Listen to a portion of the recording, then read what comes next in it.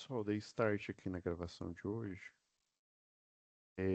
Antes da gente iniciar aqui, eu vou compartilhar com vocês as diretrizes do Senai Digital, tá? E suas unidades.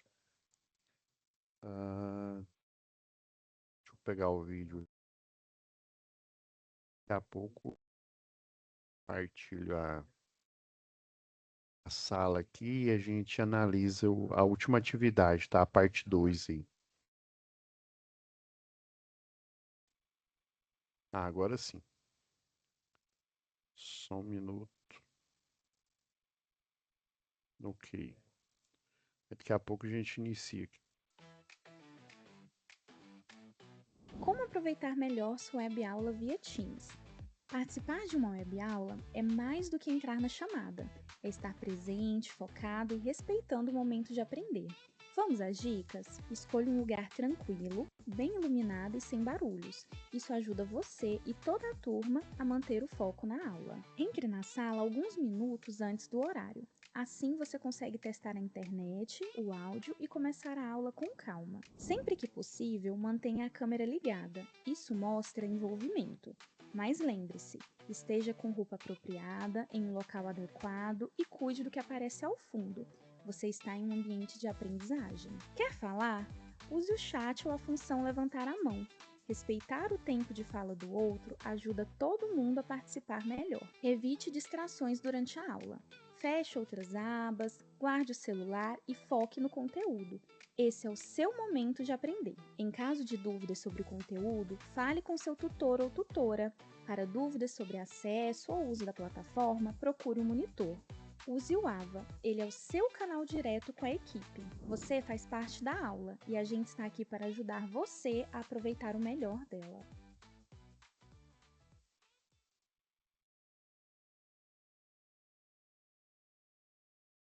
Vamos lá, pessoal.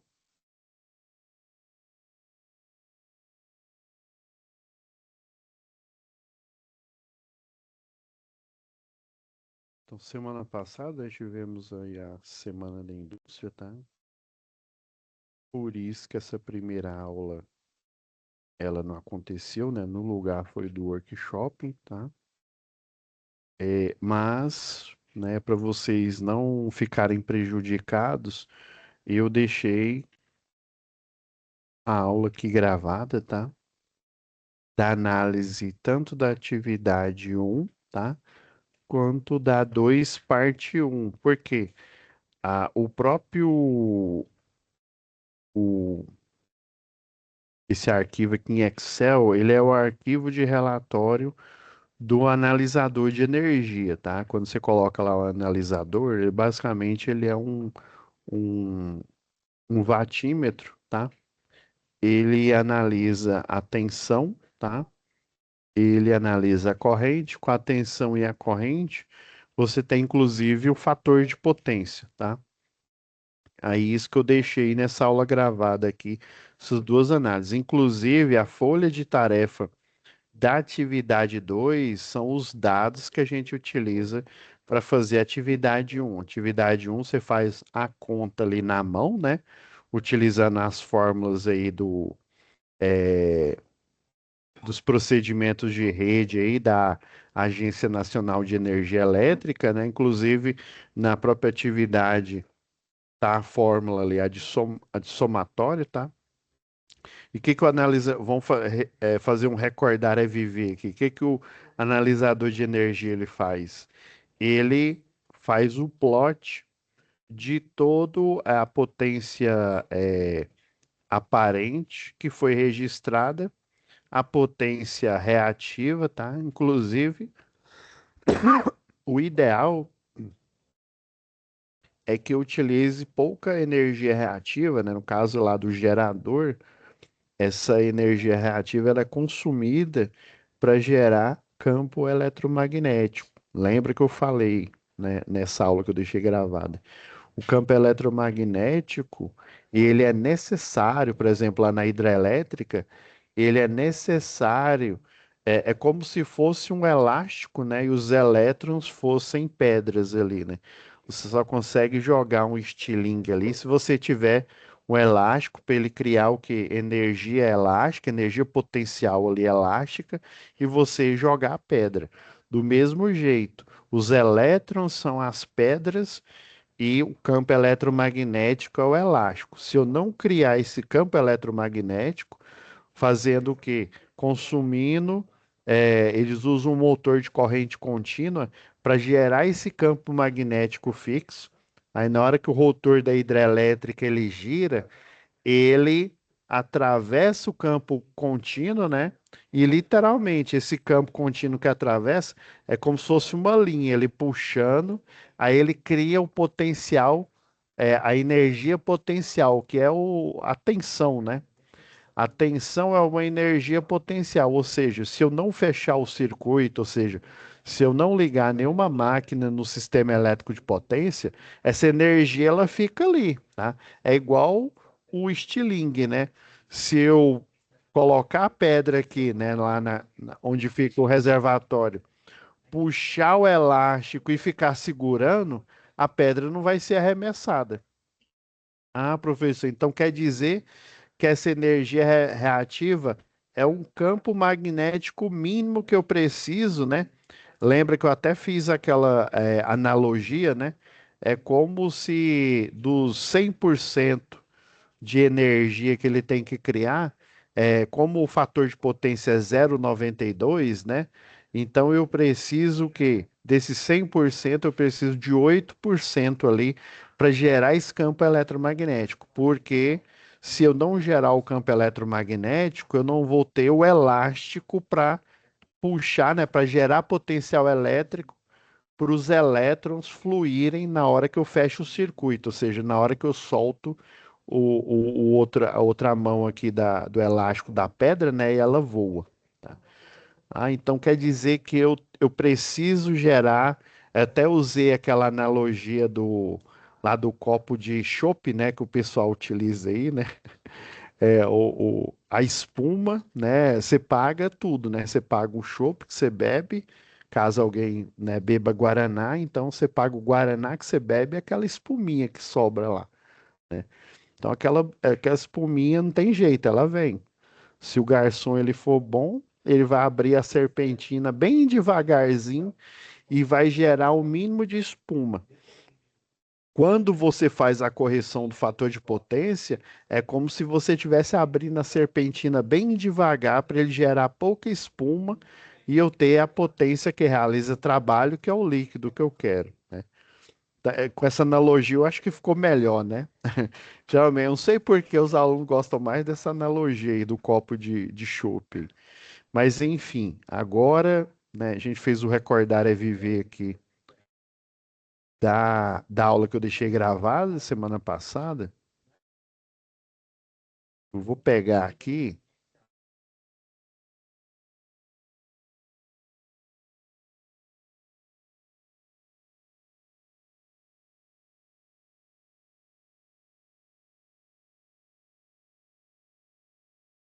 Aí a parte 2 ela não precisa da um, tá?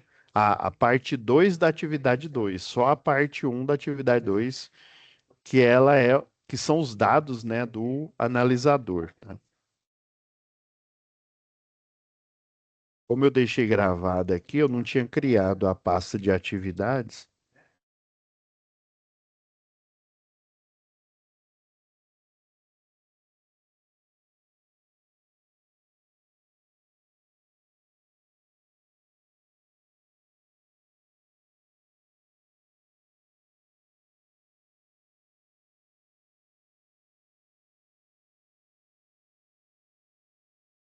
Aqui, ó. Inclusive, ó, ela já tem o resumo lá do livro de vocês, lá do livro da disciplina aqui, ó. Já tem o resumo, né? Aula passada, é, voltando aqui explicando, né? Eu preciso eu sei que na década de 80 era 0,82, se não me falha a memória. Então eles aumentaram, né, a régua aí, né, para 0,92. Se a gente for fazer, é porque assim, Quando eu utilizo uma fórmula matemática, igual aqui, ó, da trigonometria, né, o triângulo retângulo, eu falo que o cálculo é numericamente igual, né? Não quer dizer que, eu utilizo Pitágoras para resolver esse exercício, não. É que o cálculo matemático é numericamente igual, né, ao cálculo, né, do triângulo que é chamado triângulo das potências. Lembra lá de eletricidade, ainda tem um triângulo da impedância, né? Lembra que a impedância é a resistência influenciada por uma bobina, né, que é a reatância indutiva, ou a resistência influenciada por uso de capacitores, né? No caso, na indústria a gente usa mais bobina, porque a bobina ela tá na arquitetura da máquina elétrica rotativa, né, do motor que a gente largamente utiliza na indústria, né? E também nas máquinas de conversão de energia, as máquinas estáticas aí, no caso o transformador da subestação, tá? Entendi, professor. Então, essa analogia aqui com o triângulo retângulo, triângulo pitagórico, né? É igual eu mostrei naquele resumo lá da aula passada. Deixa eu pegar aqui.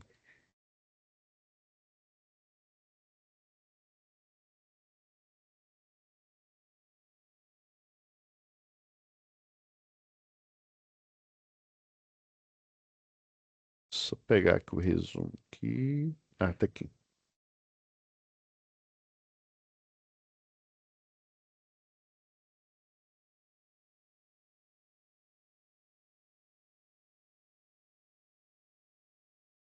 Ó, na aula que eu deixei gravado, eu mostrei isso aqui, ó. Aí lembra aqui, ó, quando o sistema, né, eu só tenho máquinas resistivas. O que que são máquinas resistivas? Geralmente, máquinas que convertem a energia elétrica em calor, né? Churrasqueira, forno, forno a indução, tá? De indústria aí, que eles utilizam para fazer a fundição, né, de metais. Então, basicamente, é uma máquina resistiva. Quando eu uso uma máquina resistiva, a senoidal da corrente e da tensão, elas ficam alinhadas. Já quando eu uso uma máquina indutiva, que basicamente é um motor elétrico, né, o que a gente utiliza, você tem o que é o chamado atraso. O potencial elétrico ele está constantemente sendo criado lá no gerador, só que essa corrente, em função de eu utilizar um indutor, né, que ele está escondido na arquitetura do motor do transformador, além dele gerar aquela corrente no transformador, é a chamada corrente in rush, né? Na hora que eu dou start no sistema elétrico, na hora que eu faço, inclusive o teste, né, que o pessoal chama de comissionamento, tá? Só que isso acontece uma única vez, né? Você liga esse cliente novo, né? Faz a aprovação na concessionária local, da subestação, né? Dá o start, aí essa corrente in rush, ela acontece uma única vez e acabou, tá? Já o motor, não. O motor, ele tem uma hora de início, uma hora de parada, tem os sucessivos starters, né? Que aí a gente utiliza em função do que a gente chama de calcanhar de Aquiles do motor elétrico, né? Que é a corrente de partida, né? A gente utiliza desde da técnica de partida compensada, estrela triângulo, até as técnicas mais top aí, que é o se você só dá partida, você usa a soft starter, né? Se você além de precisar da partida, você precisar fazer o controle de velocidade desse motor, né? Aí, no caso, se for uma usina solar, eu faço o controle de potência, né? Da conversão, que eu utilizo o inversor de frequência, né? Numa usina solar, para ele converter a tensão e a corrente contínua que a placa solar gera em tensão e corrente alternada para ela se adequar ao sistema elétrico de potência que é majoritariamente aí, né? Só algumas linhas de transmissão a gente tem em corrente contínua, né? Mas majoritário o sistema é alternado. Então, você utiliza um inversor especial que ele faz essa conversão, né, da placa solar contínua, tudo que está contínuo ele transforma em variável, né? E para ele fazer esse controle de potência, né, nos equipamentos que você liga na rede, ele utiliza um inversor de frequência para fazer essa modulação, vamos dizer assim, do sinal aí, tá? Entendi, professor, né? Isso aqui foi o que a gente, né, foi o resuminho que a gente viu lá na aula passada. Daí, a nossa atividade aqui, né, você vai fazer, né, você vai verificar os parâmetros aqui, né? Então, você deve realizar a correção do fator de potência, que essa é a fórmula clássica aqui, né? Porque basicamente, o que que você vai fazer? Igual eu falei, toda máquina elétrica, em função aí da sua arquitetura, da sua construção, ela já vem na placa escrito lá, essa máquina, por exemplo, vamos supor que é uma máquina de alto desempenho da WEG, essa máquina aqui tem um fator de potência natural, sei lá, de 0,9. É uma máquina boa, viu? Quanto mais próximo de um, lembrando que um nós não encontramos, né? Nós encontramos próxima de um, né? O ideal seria que fosse um, tá? Mas assim, a gente chega próximo aí.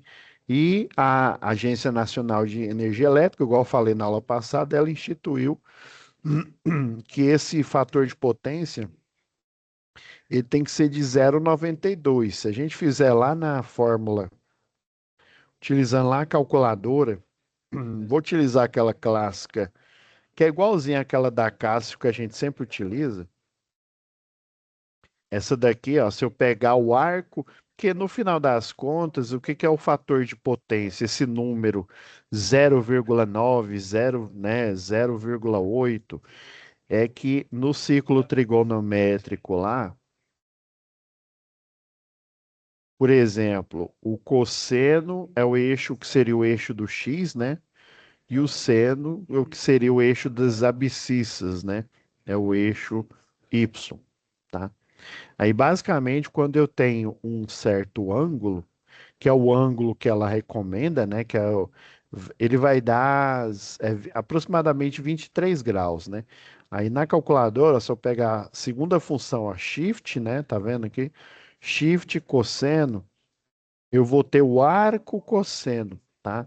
Ou seja, o ângulo é relacionado ao comprimento do arco. Se você rebater aqui no ciclo trigonométrico aqui, ó, ciclo trigonométrico, você tem literalmente uma circunferência que ela varia de -1 até 1, tá? Aqui na origem aqui é o zero, tá, né? Na hora que eu encontro um ângulo qualquer aqui, né? Um ângulo alfa aqui, ou teta, né? Ou φ, né? Igual ele está falando aqui. Esse ângulo aqui, ó, é relacionado a esse comprimento aqui, ó. Se eu rebater ele aqui, ó, no eixo, eu vou literalmente saber o comprimento dele aqui. Que aí, no caso, o comprimento do arco, ele vai variar aqui da origem até o final do arco aqui, né? A origem que é 0 até 1, tá? Aí por isso que ele varia, né? 0,9, 0,5 e por aí vai. E quando eu acho o arco de 0,92 aqui, ó, ou seja, se eu for dividir aqui em 10 partes aqui, né? É a parte 9 mais dois tracinhos aqui, né? Que aí cada uma dessas partes aqui, né? Então, aqui dentro do um, né? Aqui seria a primeira parte, segunda, terceira, do zero até chegar no 9 aqui para chegar no um, né? E cada uma dessas aqui também é dividida em 10 partes. Aí quando eu tenho esse arco aqui, ó, que deu aproximadamente 23 graus, tá? 23,7 você pode colocar. Se quiser ser preciosista, essa tecla aqui, ó, 23 graus, 4 minutos e 26, acho que não dá nem 26 segundos, tá? Mas é só você colocar 23,07 que tá ok. Então, aproximadamente esse comprimento, se eu for rebater aqui, ó, aí é o eixo do seno, tá?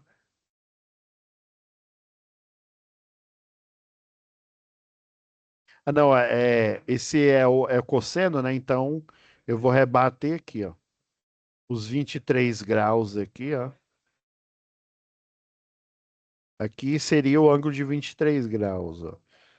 Se eu pegar e rebater no eixo do cosseno aqui, ó, eu vou ter um comprimento próximo do um, que é, na verdade, 0,9 mais o último entre 9 e um aqui, eu vou dividir em 10 tracinhos.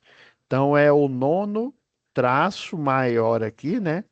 Mais dois tracinhos desses 10 entre 9 e um, tá? Essa seria a interpretação matemática, tá? Entendi, professor. Daí você vai fazer, né, a correção do fator de potência e essa fórmula ela faz o seguinte: você pega o ângulo do que eu devo corrigir e retiro do padrão, né, do de 0,92 que é o de 23, e aí eu vou conseguir chegar ao fator de potência, né, o próximo de o 0,92, né? Inclusive, dependendo da máquina, igual vocês viram lá no analisador de energia aqui, ó.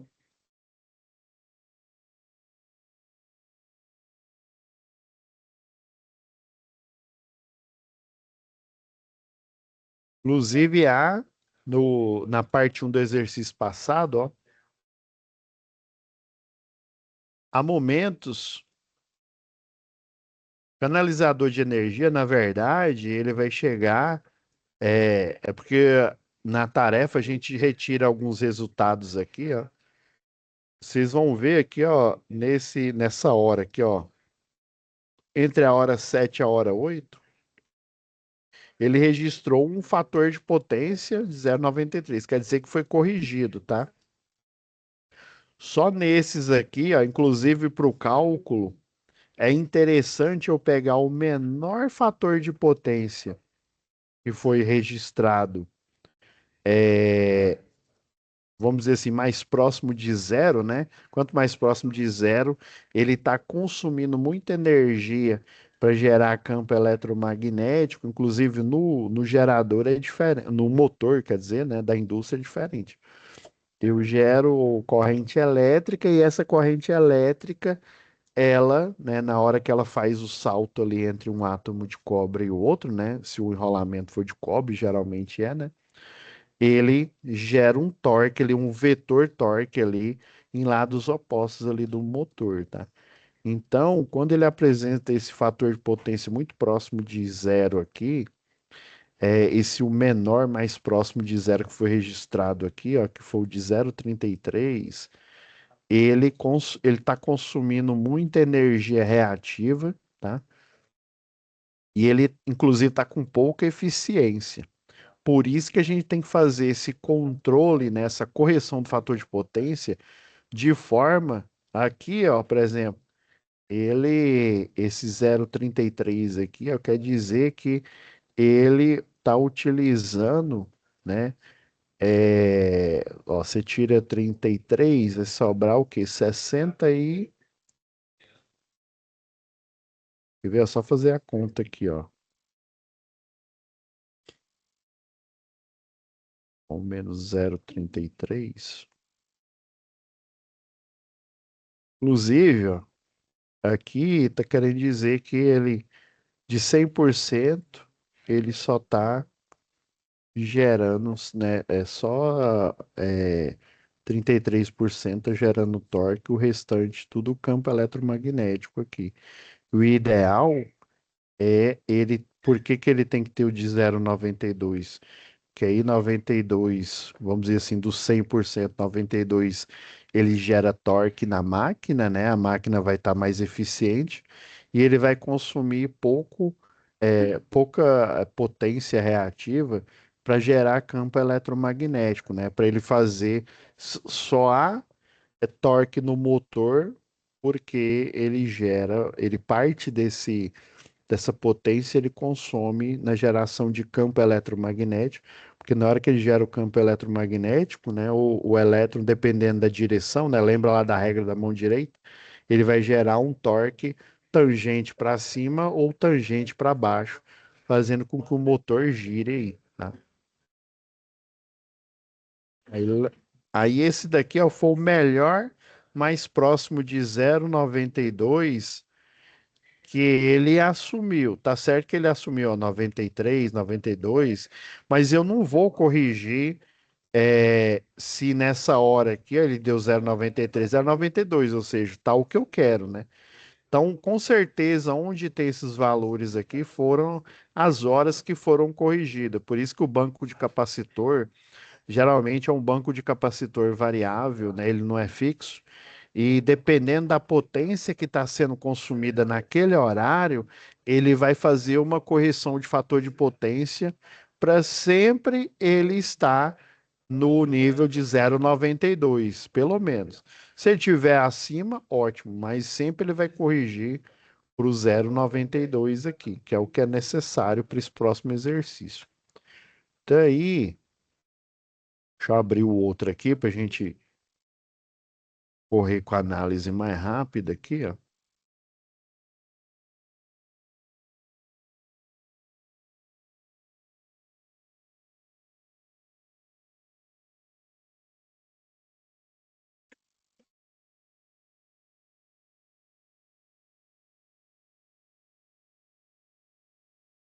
Já deixei até uns comentários aqui. Então, você tem que identificar lá porque o analisador de energia, ó, tudo isso aqui está preenchido. Óbvio que na parte 2 a tarefa sua foi preencher essa parte aqui, ó. Inclusive o somatório, ó, tudo que deu zero ou negativo, pela própria regra lá da ANEL, ó, ele vai ser considerado como zero, tá? E aquela fórmula, lembra da fórmula aqui, ó, do consumo, aquela primeira fórmula lá? Isso daqui, ó, deu, ó, R$ 14, R$ 18. Esses valores, ó, sempre positivo, eles aparecem quando eu não tenho correção do fator de potência. Inclusive, lembra que eu falei? A demanda, ela é um valor fixo, tá, da indústria. Por exemplo, dependendo da potência lá, vamos supor que é R$ 10.000 todo mês, tá? Se tudo der certo, você só vai pagar 10.000. Se der errado, ou seja, você não corrigiu o fator de potência, ó, lembra que deu ó, aqui, ó, nesse dia, deu fora os 10.000, que é o valor fixo, deu R$ 185. Partindo do princípio, né, que vamos supor que ele aconteça esse mesmo comportamento, os 20 dias lá, né, eu lembro que ele fala que o faturamento foi sobre 20 dias, né? No caso, essa indústria, ela não é igual a Cargill, o Ambev, que a Heinz também trabalha nesse regime, é 24 horas por dia que você for lá, principalmente na Ambev. Aí, nesse caso, ela aqui, né, ela só produz 20 dias aí na semana, né? Então, se, além desses 10.000, ó, se eu replicar esse comportamento aí todo santo dia, de não corrigir nesses horários aqui, ó, R$ 185,63 vezes os 20 dias aí de faturamento, ó, deu R$ 3.712. Então a multa por não correção do fator de potência nesses horários acumulados vai ser de R$ 3.712,60. Isso partindo do princípio que você está utilizando a demanda que você contratou, seja uma porcentagem, né, os 60%. Lembra que ele vale, na aula passada eu falei, ele vale por 12 meses, né? Você faz lá o contrato de demanda e nesses 12 meses vai ser aquela demanda é aquele valor fixo. E se você ultrapassar, mais multa acontece. Então, nesse caso aqui, ó, por não corrigir o fator de potência, deixar esse erro acontecer, ó, aqui, ó, ele gastou só de multa R$ 3.712,60, fora, né, o contrato de demanda, né? Então, isso é péssimo aí. Seu chefe vai querer chorar, né? Ele vai chorar de decúbito frontal lá no banheiro. Então, não pode deixar isso aqui acontecer. Então, o maior registrado foi mais próximo de 0,92, foi 0,83. E o menor mais próximo de zero, registrado aqui pelo analisador, foi de 0,33. Ó. Por isso que eu deixei aqui destacado aqui para a gente achar eles logo aqui. Ó. Então, você fazendo o cálculo aqui, ó, a potência ativa, tá? Utilizando os sem correção do fator de potência aqui, ó, 0,33 aqui, ó.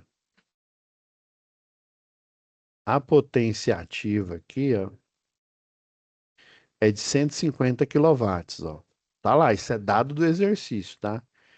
E a reativa, ó, 430 kVA reativo. Lembra que a fórmula é a mesma, tá? Potência, né? Tensão vezes a corrente. Só que tem aquela mudança de paradigma aí. Potência não é watt, tensão é volt e corrente é ampere. Para não confundir lá na hora, lá no, na IHM, né? Que faz o registro lá, né? Watts é igual volt vezes amperes. Então, quando é potência aparente, por isso que você chama de volt-ampere, né? Quando é potência ativa, a fórmula, como ela é a mesma, né? É em watt. E quando é reativa, já que a gente já gastou o volt-ampere aqui da unidade de medida, né? Aí chama de volt-ampere reativo, tá? Ah, mas se a fórmula é a mesma, o resultado não deveria ser o mesmo? Ó, você está sendo observador. Lembra o fator de potência, quando a gente lida, a gente estudou isso lá em eletricidade. Quando lidamos aí com circuito de tensão e corrente alternada, a gente acrescenta essa fórmula, né? Essa fórmula, ela desse jeito aqui, ela só vale para tensão e corrente contínua. Alternada tem o cosseno de θ, que no final das contas é o fator de potência. Aí esse fator de potência que faz alteração aqui. Inclusive, né, se fosse um, ou seja, eu não, né, por isso que eu digo que é impossível, né, ser um, porque aí a potência aparente vai ser igual à potência ativa, né? Se for um, fazendo um arco cosseno de um, vai dar zero, né, o ângulo de zero, ou seja, esse vetor aparente, ele vai estar em cima do vetor de potência ativa aqui, tá? Seria a relação ideal, né? Mas é aquela história. Para eu gerar o torque do motor, eu preciso de um consumo mínimo aí de para gerar o campo eletromagnético aí, né? Para fazer aquele movimento, o torque lá na máquina, né? Então, o ideal aí, segundo a Agência Nacional de Energia Elétrica, é de 0,92 aí. Agora, quando é 83 aqui, ó, 0,83, no analisador de energia, ó, deu que a potência ativa é 1950. E a potência reativa aqui, ó, 1.300 kVA reativo, tá? Agora, utilizando aqui o triângulo das potências, você consegue calcular a potência aparente para os dois casos aqui, ó.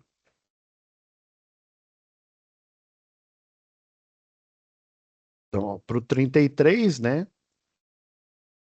850 e 430 aqui, né? Potência aparente, né? Igual ao cálculo, numericamente igual ao cálculo da hipotenusa aqui, ó. Raiz quadrada de potência ativa ao quadrado mais a potência reativa ao quadrado aqui, ó. Para 0,33, ó, utilizando a tabela aí do analisador de energia, deu e 55 volt-ampere aí, tá? Já para a situação aí mais próximo de um, né, o que foi registrado aí, é esse mais próximo de um que eu falo é próximo lá do 0,92, seria o limiar, né? Melhor, acho que é melhor nesse termo aqui. Então, 1950 que foi registrado ó, ao quadrado, né? Mais 1.300 volt-ampere reativo ao quadrado aqui, né? Raiz quadrada da soma dos quadrados aqui, ó, deu 2.334 kV-ampere, tá? E para você encontrar aqui o fator, né, o fator de potência, a gente até já calculou aqui, ó, é só utilizar a função, a segunda função aí da calculadora,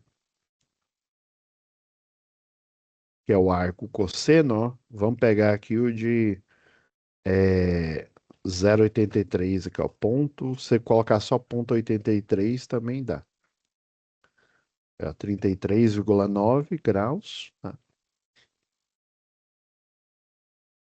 Quanto menor o ângulo, né, você tá vendo, ó? O de 0,83, ó, como ele é mais próximo de 92, ó, ele deu o ângulo de 33,9, ó. Já o de 0,33, né, deu um ângulo de 70,73 graus aqui, né? É péssimo. Ou seja, a relação aqui de eficiência aqui foi muito baixa. Agora, fazendo a correção do fator de potência, ó, sempre você utiliza a tangente do ângulo que você encontrou aqui, ó, que eu pretendo corrigir, né, menos a tangente do ângulo, né, é recomendado pela Agência Nacional de Energia Elétrica, que é o de 23 graus aqui, ó. Então você pega o que foi registrado lá no analisador de energia, ó, 150 vezes a tangente, né, de 70 que você acabou de achar aqui, ó, 70,73 graus, menos a tangente de 23,07, né? Isso tudo vezes os 150, porque a fórmula é potência ativa, né? 150 quilowatts aqui. E deu um reativo de 366, né? Era o esperado aqui, ó. Fazendo essa correção, ó, você tá vendo que o reativo, ó, antes, sem a correção, ele deu 430, ó, ele já diminuiu, ó. Quando você, a consequência, né, de você ajustar o ângulo de 73, ou seja, diminuir para ele chegar no ângulo, né, de menor consumo aqui, né, o recomendado pela ANEEL, você vai perceber uma diminuição aqui, ó. Já, e foi de 430 para 330, 366. Já na melhor situação aqui, ó, ele foi de 1950. Ah, não, 1950 é a ativa. Cadê a reativa aqui? Ó, 1400. Ó, volt.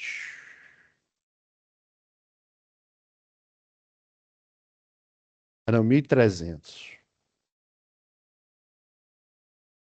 Isso aqui é a energia elétrica, ó, watt-hora. Aqui, é esse daqui, ó, 1300. Então, reativo, de 1.300 ele foi para 480, ou seja, uma melhora brutal aqui, né? Ó, de 1950 para 480 apenas, ou seja, bem próximo do valor do outro aqui, ó. Então, essa correção do fator de potência, né, utilizando ao banco de capacitor, ele vai forçar o sistema elétrico ali do motor, né? Aí ele consumir, em vez de 60% daquela energia, em vez de 30, né? Às vezes até mais, e ele gerando pouco torque, ele vai forçar o quê? Ele consumir só os 8%. Então, como se diz, no frigir dos ovos aí, é para isso que a correção do fator de potência serve. Ela serve para você consumir o mínimo de energia para gerar campo eletromagnético, porque sem geração de campo eletromagnético, eu não tenho torque nas bobinas e eu não tenho o giro do motor, da esteira, da linha de montagem ou do motor de passo, né, com drive lá. Ou seja, eu não tenho indústria funcionando, tá? Então é isso, pessoal. Ainda tem mais uma outra parte aqui para a gente analisar, mas ela é mais tranquila, né? Vocês vão fazer lá o cálculo aqui só para fechar a aula aqui, ó. Isso daqui é, como se diz, é aquele exercício só para você entender aqui, ó. Só de você trocar a lâmpada fluorescente, ó, que tem uma potência obviamente maior, ó, de 52 watts, para uma de LED que tem uma potência maior, tá vendo aqui, ó, esse fluxo luminoso aqui, né? Quantidade de lumens é a quantidade de fluxo luminoso que essa fonte de luz ou que um projetor consegue emitir, tá? Então ele está querendo dizer que o LED ele tem uma potência menor de trabalho do que o equivalente dele de 52 watts. Por que que é equivalente, professor? Se um tem 52 e eu tenho 28.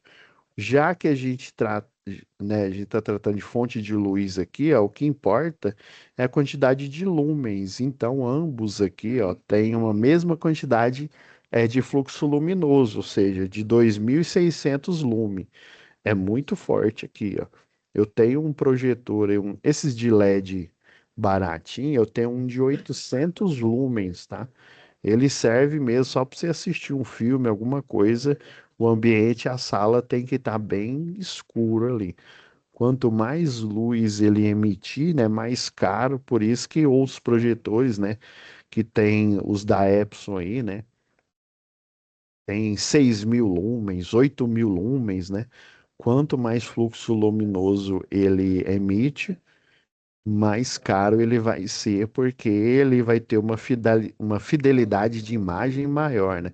Inclusive, tem alguns modelos da Xiaomi, né? Que você tem ainda uma tela especial. Que qual que é o grande problema? Talvez vocês já devem ter enfrentado isso na unidade de vocês, né? Na hora que o professor dá aula lá e coloca o projetor, né?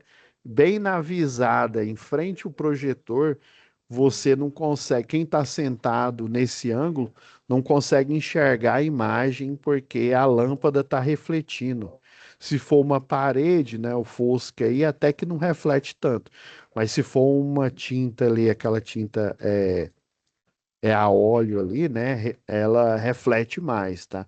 Aí tem uma tela que ela tem os micro espelhos que ela tem, em vez dela refletir de volta, ela reflete num ângulo baixo. Então se você tiver um projetor com uma luz, um lumen muito forte e tiver essa tela especial, em vez de ele refletir de volta, né, ele reflete para o chão, né, ou para o teto, você consegue ver essa imagem com uma fidelidade muito alta aí, né? Por exemplo, escritórios de arquitetura, escritórios de engenharia que o pessoal faz projeto, utiliza luz branca, né, luz de LED, que é mais eficiente, utiliza luz branca. Então vocês vão ver, ó, pelo funcionamento, ó, 9 horas por dia, 22 dias por semana, você já de cara sabe que se eu trocar, independente do tipo de lâmpada, tá? Uma de maior potência para isso é matemática. Uma de maior potência para uma de menor potência, que tem a mesma quantidade de lumens, ou seja, ela vai iluminar do mesmo jeito, você já vai economizar. E aqui, acho que ele fala o quilowatt-hora aqui, ó.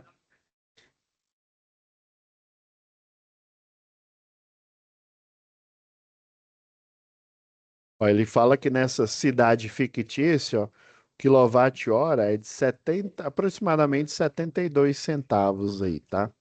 Se fosse o real, igual nós vimos lá em eletricidade básica, né? Eu teria mais casas decimais, porque aí essas outras, a partir da terceira casa decimal, aí já tá ICMS, PIS, COFINS, tá?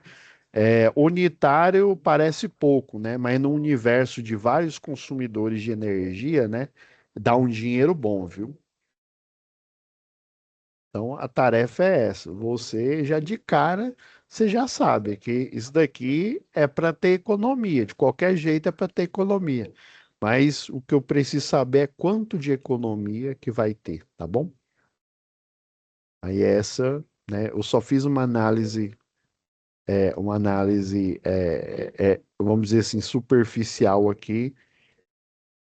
É porque eu analisei o primeiro aqui mais profundamente, porque geralmente ele é mais difícil, tá? Ele depende de eletricidade que vocês viram lá na segunda ou C do curso, tá? E esse daqui não, esse aqui é matemática pura. Se ele tem a potência menor, então a quantidade de quilowatt-horas que ele vai consumir nessas 9 horas por dia, a 22 dias no mês, né, de faturamento, vai ser menor. Eu preciso saber o quanto que é, tá? Inclusive, lembra lá da matéria lá de instalação predial? Lembra que eu disse que vocês, eletrotécnicos, né, futuros eletrotécnicos, pessoal da engenharia elétrica, pode fazer esses relatórios técnicos. Inclusive, isso aqui seria um estudo técnico que você faria dentro da sua empresa aí, para você atingir uma maior eficiência, tá? Beleza? Então é isso, pessoal. Próxima semana nós vamos ter gestão da manutenção, tá? E gestão da manutenção, lembrando que não tem momento presencial, tá? Então é uma matéria totalmente EAD, beleza? A gente se vê na próxima semana. Fiquem com Deus, pessoal.